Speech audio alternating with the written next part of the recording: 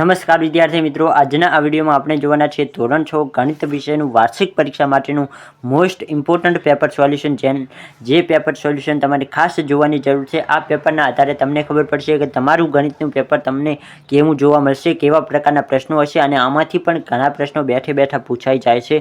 તો ખાસ વિદ્યાર્થી મિત્રો આ વિડીયોને અંત સુધી જરૂરથી જુઓ. તો ચાલો વિદ્યાર્થી મિત્રો વધુ સમયના વેસ્ટ કરતા આજના વિડીયોની શરૂઆત કરીએ. તો સૌ પ્રથમ તમે જોઈ શકો છો કે ક્વેશ્ચન 1 યોગ્ય વિકલ્પ પસંદ કરી જવાબ લખો, જેના તમને 8 ગુણ આપવામાં આવતા હોય છે. જે સૌ પ્રથમ તમને પ્રશ્નો પૂછવામાં આવે છે. તો અહીં તમને પ્રશ્ન નંબર 1 પૂછવામાં આવ્યો છે 85/1000. તો તેને તમે કઈ રીતે લખી શકો? તો કે તેનો તમારે જવાબ લખવો હોય તો તમે આ રીતે લખી શકો 0.085. તો તમે આ રીતે જવાબ લખો તો તમારો જવાબ સાચો પડે છે. ખાસ વિદ્યાર્થી મિત્રો જણાવી દઉં કે તમને આ પ્રશ્ન પૂછ્યા બાદ 4 વિકલ્પો આપવામાં આવશે. તેમાંથી તમારે સાચો વિકલ્પ શોધી જવાબ લખવાનો રહેશે. પરંતુ હું તમને અહીં ડાયરેક્ટ આન્સર આપી દઉં છું, જેનાથી તમારો ટાઈમ વધુ વેસ્ટ ના થાય. પ્રશ્ન 2 છે કે 3 સેન્ટીમીટર બાજુવાળા નિયમિત ત્રિકોણની પરિમિતિ કેટલી થાય છે?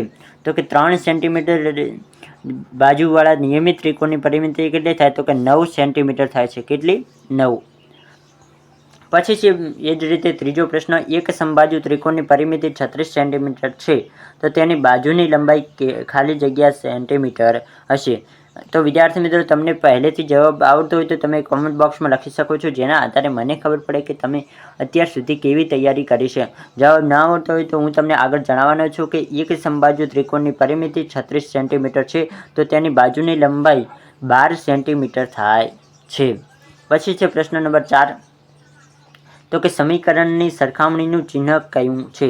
તો ઇઝ ટુ કેવું? આ 2 લીટા જે આવે છે તેને તમે નિશાન દર્શાવી શકો છો, જેનું અહીં પણ તમને દર્શાવેલું છે.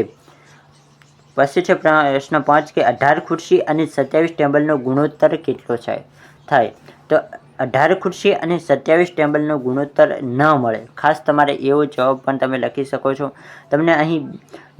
તમને ફસાવવા માટે અલગ અલગ પ્રશ્નોના જવાબ વિકલ્પો આપવામાં આવશે, જેનાથી તમને એમ થશે કે કદાચ સાચો જવાબ આ હશે, પરંતુ તમારે સાચી રીતે દાખલો ગણી અને જવાબ તમે લખી શકો.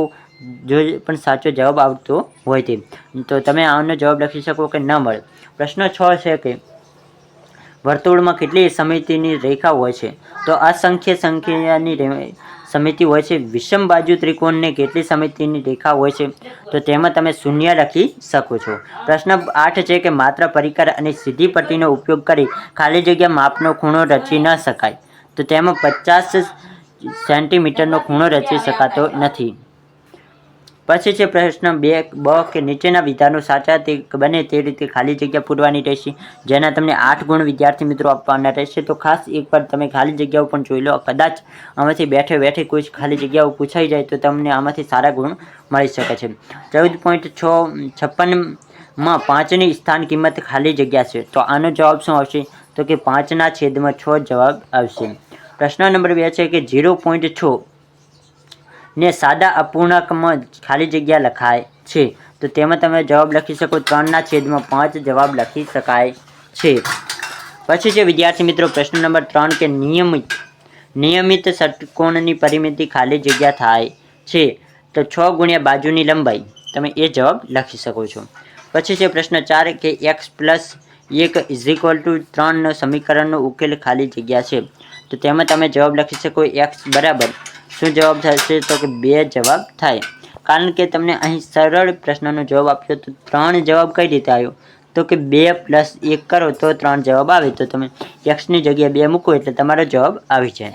પછી જે પ્રશ્ન નંબર 5 કે ગુણોત્તરને ખાલી જગ્યા ન હોય તો શું ન હોય? તો કે એકમ એને હોય નહીં. પછી છે પ્રશ્ન 6 અંગ્રેજી મૂળાક્ષર h ને સમિતિની રેખા ખાલી જગ્યા હોય છે, તો તેની કઈ સમિતિની રેખા હોય? તો કે 2 રેખા હોય છે. અંગ્રેજી મૂળાક્ષર s ને સમિતિની રેખા ખાલી જગ્યા હોય છે, તો એને 0 હોય છે. રેખાખંડની અત્યંત બિંદુ હોય છે, તો કેટલા હોય? તો કે 2 બિંદુ હોય છે. પછી છે ક્વેશ્ચન 2ના પ્રશ્નોના જવાબ લખો, જેમાં ગમે તે 6 પ્રશ્નોના જવાબ તમારે લખવાના રહેશે.